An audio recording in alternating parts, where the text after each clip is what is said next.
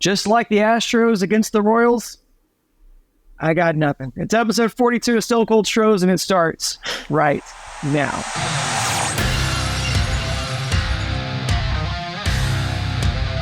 The Houston Astros, world champions! Welcome into Stone Cold Stros. I'm Brandon Strange, joined by Charlie Palillo and Josh Jordan. Follow them on X at Palillo and at Josh Jordan 975. If you're watching this on YouTube, please hit like on this video. Subscribe to this channel. The full version of this podcast is available right now in audio form at your favorite podcast providers. All those links are in the description. And just a reminder that the three of us have launched a new Texans podcast called Texans on Tap. You can find that on our new YouTube channel, Sports Map Texans. You can find that channel on YouTube by searching at Sports Map Texans, all one word. Charlie, before we get into the nitty gritty of it, it's episode 42. Which means we're going to shout out a player who wore 42, and I don't want to steal your thunder here, but could it be Lima time? Oh, it's Lima time. There are a couple of dozen choices, but there's only one choice, and this is in perpetuity with Major League Baseball a few years ago, retiring number 42 in honor of Jackie Robinson. It's Jose Lima, and for those who go back that far as Astros fans, he was the party.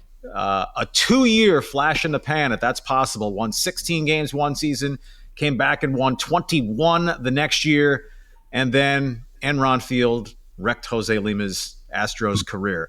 But the fan-friendliest athlete I have ever seen. I don't know if at some point to his detriment, because there was never an autograph he would not sign, a picture for which he would not pose, a meal he would not share. He would literally go into the stand as a starting pitcher. Okay, you're only throwing every 5 days in a game. I don't care. He would literally go up into the stands, take a seat, and just hold court with people. He was an absolute blast. And, you know, they probably should at least send us a gift card for this or something, but Casa Ole. Hey. Match day. There was only one Jose Lima. Rest in peace. Rest in peace, Jose Lima. Guys, we say it all the time. Anything can happen in baseball, but I don't think even we could have foreseen the gigantic egg laying that has occurred at Minute Maid at the hands of the Royals. Charlie, you said it before that the other guys are on scholarship too, meaning that those guys are pros. Granted, they are pros, but they, in the case of the Royals, pros who have lost 102 games. The Astros are the defending champs. You know, granted, it is defending champs who have lost 3/5 of their rotation to injury and are leaning hard on 2 rookie starters who appear to be out of gas. How do you explain what's happening? Before we get into the how do they salvage this, how do you explain what's happening right now? Who's, you know, on a failure that is so comprehensive? Is there anybody in particular to blame? I came prepared. Knives sharpened. Look, this is an epic collapse. There is time to uncollapse. And as the incorrigible homer that I am, I will shine that light shortly. But you said focus on how is this happening? Part of it is, baseball. The gap between the best and the worst is much narrower in terms of winning and losing, percentage of times that it happens, than it is in the NFL, than it is in the NBA. Now, the Royals are the worst with the A's. The Astros are not close to the best. Right? The Astros are merely a pretty good team, which is not awful. I choose to still go with the word collapse as opposed to choke, although losing 3 straight at home to the Royals, I grant that is certainly appearing more choky, but I don't think they were choking last week or a week and a half ago. And coming off of glorious series of sweeping the Red Sox, did they then choke against the Yankees? No, they then just sucked against the Yankees. And in losing 7 of 9 to the Royals and A's, they have sucked. And it has been a team-wide abomination. The starting pitching ERA since the All-Star break now is basically 5. That's lousy. Hunter Brown, I guess, at the epicenter of that. Well, he's a 25-year-old rookie who's been asked to do too much. The bullpen, by and large, has held up, but during this collapse, Ryan Presley giving one up horribly to the Orioles. Justin Verlander has been very average since rejoining the Astros, right? Making the start Monday night that much more pivotal a 3.93 ERA in 9 starts. He's been good in 5 and 4. He's been bad in 3 and okay in 2. 3.93 earned run average. Fromber seemingly back on the beam and then implodes in his most recent start. It's become a team whack-a-mole. You may think you have a grip on one problem and then something else pops up.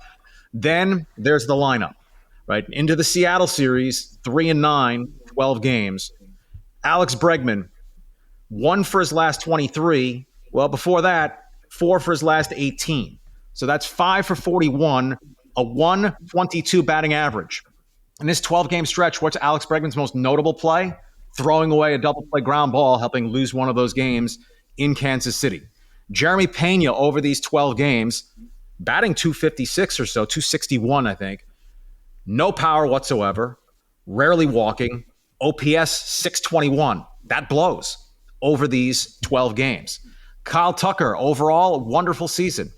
These 12 games, 171 batting average. September, Kyle Tucker, 208 batting average. Start of the Seattle series.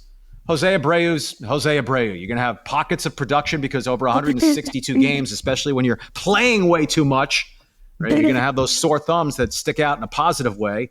But overall, Jose Abreu terrible. Over these 12 games, 195 batting average. Jose Altuve, by and large, has still been good. 300 batting average, 824 OPS over these 12 games.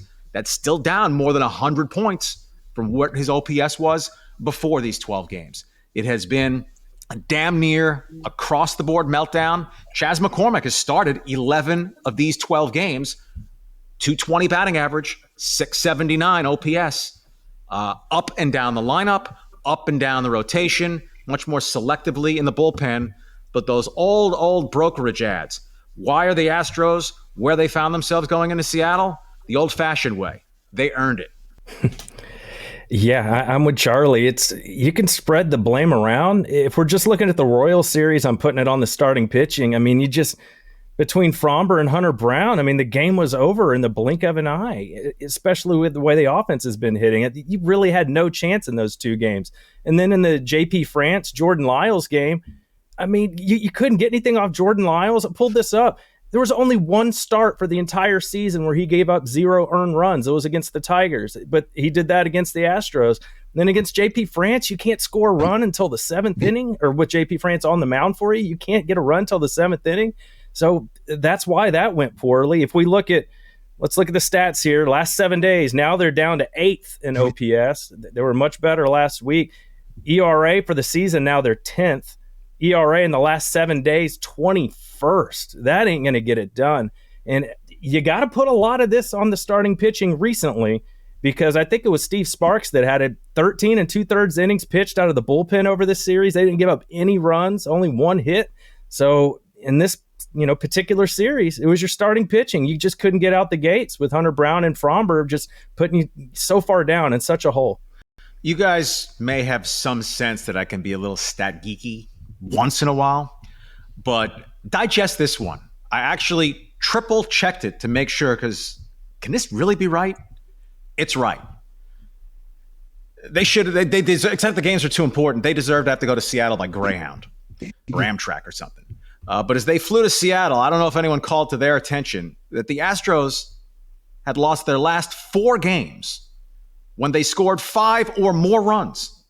Right? 4 consecutive games where the offense, at least by the end of the game, had put up numbers where you expect to win. You score 5 runs, you're supposed to win. 4 in a row, the Astros heading to Seattle, losing when scoring at least 5. The entire 2022 season, they lost 4 games when they scored 5 runs or more.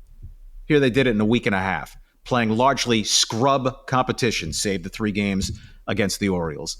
The Astros did score 5 in Game 1 of the World Series and blew that one, Verlander, but that worked out okay.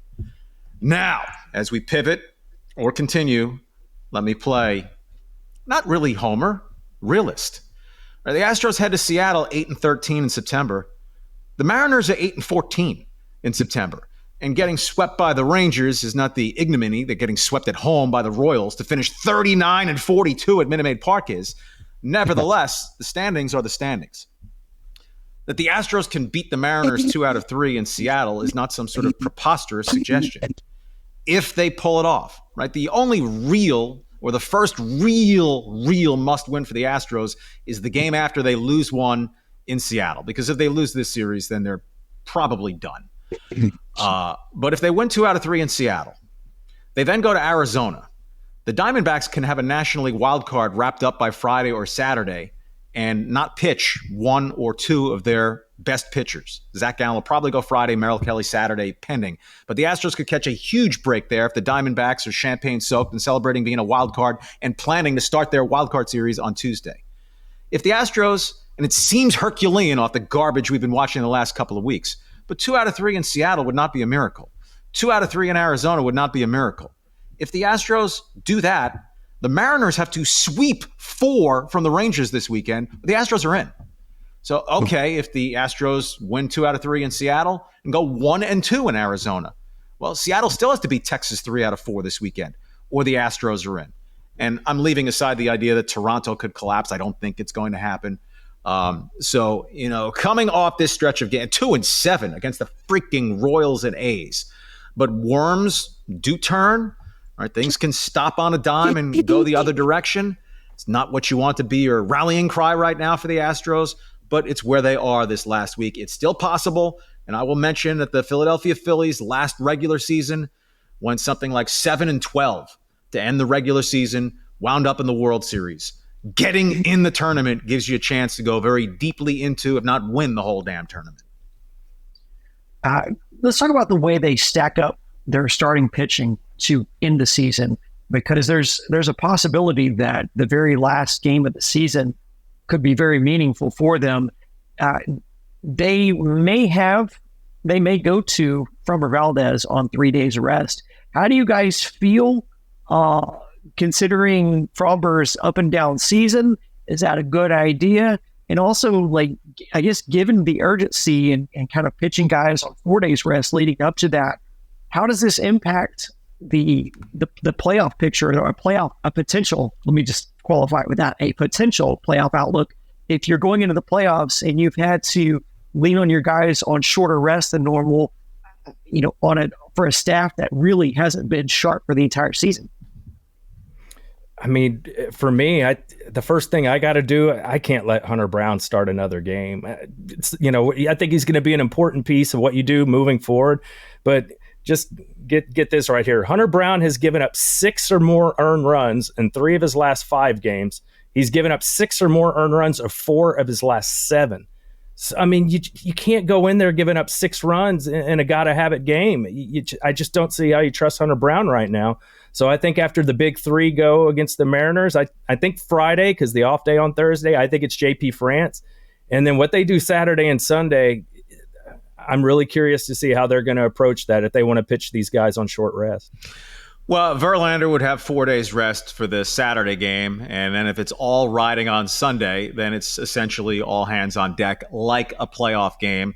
Do you start Javier and basically have Framber warming up in the bullpen from first pitch? Do you start Framber thinking he's my best available pitcher to start, and let's see how long he can go or what he has on 3 days rest? And then you do have a bullpen, which overall has still been solid. You can almost treat that like a bullpen game and be thinking, I'm going to my 4 or 5 guys who I hope can get the job done as early as the 3rd inning, as opposed to hoping to get to the 5th or 6th inning with the starter. If that's how it rides, then your rotation's in tatters going into the wild card best out of 3, which would be Tuesday, Wednesday, Thursday. You'd have no one good available on rest until game 2, kind of, sort of, from Friday night, 3 days rest. But more realistically, your Friday starter would not have until Wednesday, and that would be JP France. It would be a mess. But you just hope that whoever you're up against just has a couple days where they don't hit well, or the Astros have a couple of days where they do hit well, right? They're Dr. Jekyll and Mr. Hyde offense. The whole point is to get there. And, all those who laughed and kicked dirt on the Texas Rangers after the Astros mutilated them up there, right? The Rangers were left for dead. Well, they rose after they got swept in Cleveland After winning 4 in Toronto, the Rangers looked dead again there. They rose. So if you're an Astros fan thinking, it's over, it's understandable, but it's also wrong. I mean, they can have a whole battalion of fat ladies warming up, but until they're actually on stage singing, right? Yogi, it's not over until it's over. Not Yogi, even if it looks like it's over. Well, it's weird energy for Astros fans to dance on the Yankees grades as well while they're getting covered with dirt themselves. To your point about just premature celebrations, but I do want to talk about what's been made about this home field disadvantage. The batter's eye getting repainted. We were there Wednesday to see that in person, which, by the way, was the only game they won in that home series. So maybe we should go to more of them. But there's been a lot made about that. Is this something that's in their head at this, especially if they go to Seattle and just dominate in Seattle? Is there something to that? Will the Astros have an advantage by not having home field advantage? Well, I guess the way this season is played, I think the batter's eye stuff was nonsense. Last year, they were 55-26 at home, and the offensive numbers were significantly better at home. It's not like Tal's Hill came out last year and the batter's eye changed last year. It's hokum. It's excuse making. Frankly, it's mental weakness. And if that truly is a factor, then I will throw in that is choky. That you're saying, not enough green out there. The Astros have looked more blue than green, as in, a decomposing corpse. But they can still sit up in that coffin. And what the hell has Seattle done the last 3 weeks that makes you say the Astros can't possibly win 2 out of 3 there, even though the Mariners have just destroyed the Astros 8 out of 10 before this series started? Yeah, I mean, we can talk about the batter's eye and putting and batting lineups and stuff like that. They're just not playing good baseball right now. They got to get going here. They like their backs against the wall. Well, here we go. You better go win some games against Seattle, or you're not going to be in there. And I mean, you're hearing people calling in talking about crazy stuff just based on what's been going on recently. But Astros fans, Astros players, they are not used to this. This is very different. I think part of it is health and underperformance. And I mean, just look at the ERAs on the team compared to last year, much higher. We look at Verlander and Fromber, even the best guys. So they're just not playing as well. And let's face it, the other teams have gotten better. And that's going to be a new reality that's not going away anytime soon. Well, I don't know if it's choking, but the hitters are certainly clinching on their at-bats and chasing stuff that's wild out of the zone. Charlie, I texted you on Sunday. The irony is not lost on me. The Astros getting swept at the hands of a whole bunch of sweepers. So that's going to be it for part 1 of Stone Cold Stros. To listen to the full podcast, it's up right now at your favorite podcast provider. And to watch the rest of our conversation on YouTube, just check out that Stone Cold Stros playlist. We'll be releasing those videos very shortly. And as always, go Stros.